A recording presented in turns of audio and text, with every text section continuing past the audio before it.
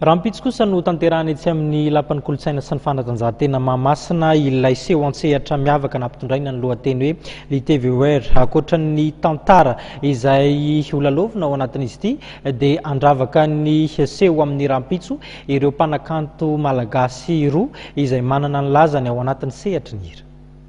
Les races du monde, toutes les couleurs, c'est rare. C'est précieux. Ampahany amin'ny seho an-tsehatra laroana hira sy mozika mitondra ny lohateny l'ITVR ity hitanao amin'ny sary ity. Rampitso no anatanterahana ity seho an-tsehatra ity eto Antananarivo ka eny amin'ny lapan'ny kolotsaina Mahamasina no anatanterahana izany. Elle voulait voir no heviny raha dika amin'ny fiteny frantsay ka azo adika ihany koa hoe nanira ity izy.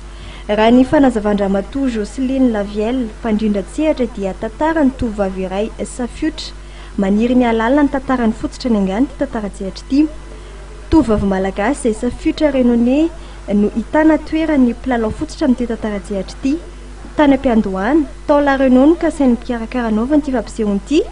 Ny tompo kosa nefa nevitra ka novelarana amin'ny renosy rehetra tao anatin'ny faritra ny ranomasimbe indiana izany. Samy manana ny anjara toerany avokoa araka izany ireo mpanakanto avy amin'ny renosy ao amin'ny ranomasimbe indiana ka isan'izany i Madagasikara. Jojo Psirajery no isan'ny voafantina hitondra ny trakefany amin'izany. Hira tsy latsaky ny roapolo no andravaka ity tantara-tsehatra ity ka ao ny hira amin'ny fiteny frantsay, créole ary sapany amin'ny fiteny malagasy. FDB asongadana moa amin'ity tantara-tsehatra ity ny filazana fa fototra iray no nangany roapolona amin'ny renosy mpiravaavy ireo ary safiotra avokoa. Na ina mola vola kolotsaina, mozika ary fiteny ary na iny fandray izy ireo na dia teo aza amin'ny fahasamihafana nateraka fifandonana sy ny fanjanahantany tamin'ny fotoan'androny.